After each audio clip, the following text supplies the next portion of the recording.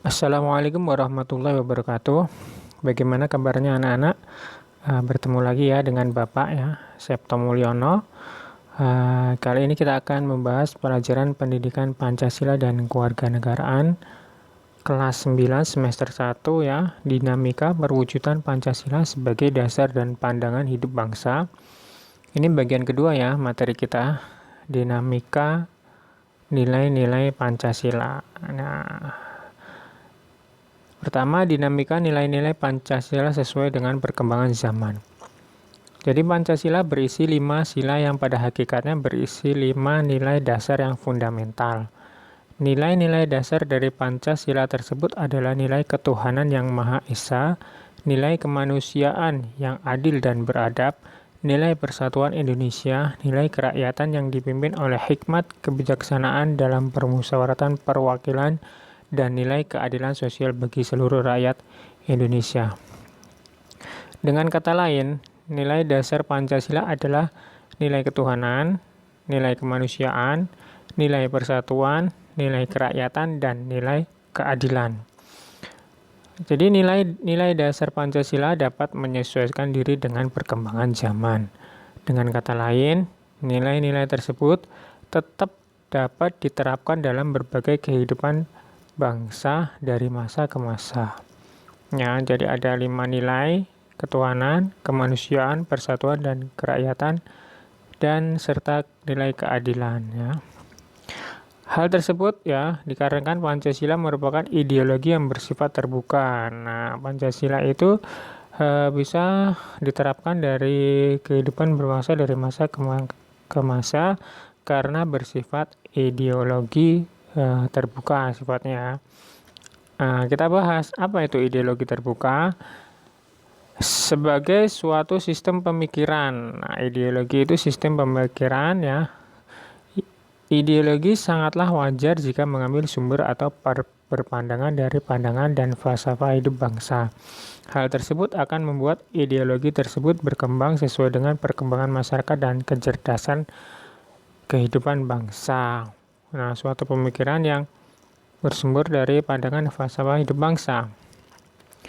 Kemudian, artinya ideologi tersebut bersifat terbuka dengan senantiasa mendorong terjadinya perkembangan pemikiran baru tentang ideologi tersebut, tanpa harus kehilangan jati dirinya. Ciri khas ideologi terbuka adalah nilai-nilai dan cita-citanya tidak dipaksakan dari luar, melainkan digali dan diambil dari kekayaan rohani, moral, dan budaya masyarakat itu sendiri. Nah, ideologi terbuka ini tidak berasal dari luar negara, tetapi menggali dari kekayaan rohani, moral, dan budaya masyarakat kita sendiri. Yang kedua, kedudukan Pancasila sebagai ideologi terbuka. Keterbukaan Pancasila mengandung pengertian bahwa Pancasila senantiasa mampu berinteraksi secara dinamis. Nilai-nilai Pancasila tidak berubah, namun pelaksanaannya disesuaikan dengan kebutuhan dan tantangan nyata yang kita hadapi dalam setiap waktu.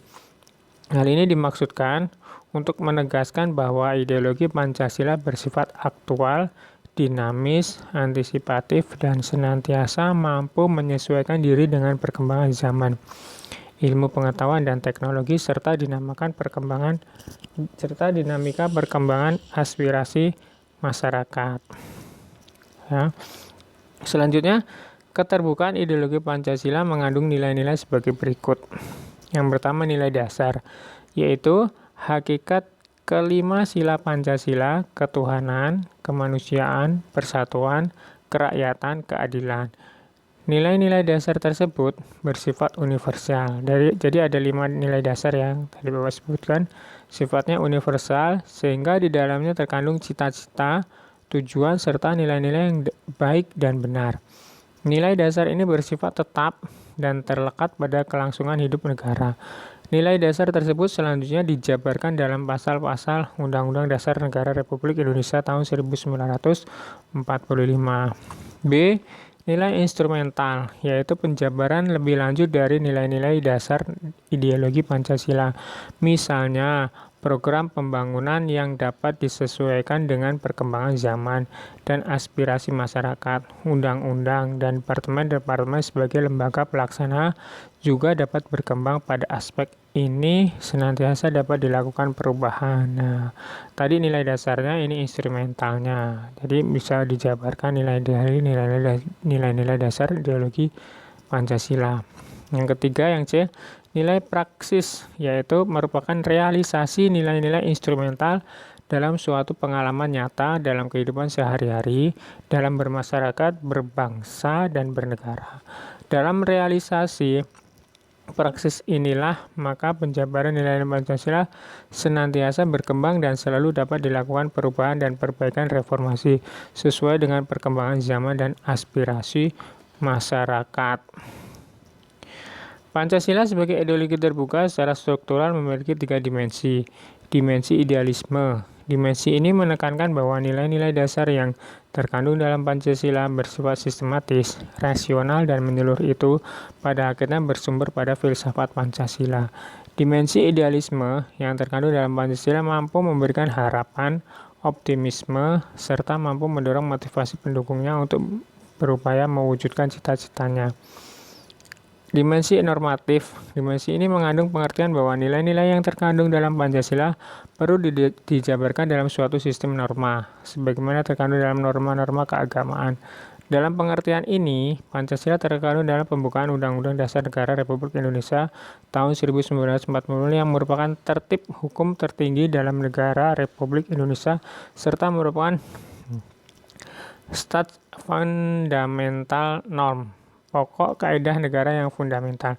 Dengan kata lain, Pancasila agar mampu dijabarkan ke dalam langkah-langkah yang bersifat operasional perlu memiliki norma atau aturan hukum yang jelas.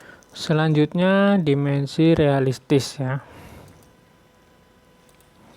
Dimensi ini mengandung makna bahwa suatu ideologi harus mampu mencerminkan realitas kehidupan yang berkembang dalam masyarakat. Dengan kata lain, Pancasila memiliki keluasan yang memungkinkan dan bahkan merangsang pengembangan pemikiran-pemikiran baru yang relevan tentang dirinya, tanpa menghilangkan atau mengingkari hakikat yang terkandung dalam nilai-nilai dasarnya.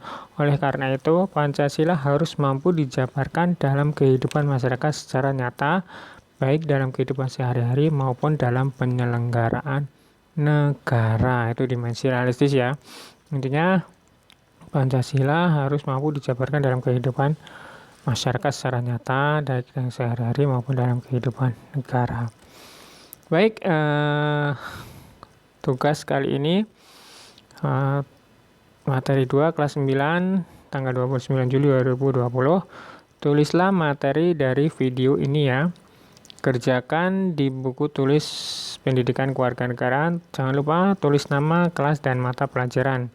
Foto jawaban dan kirim ke WA Bapak ya.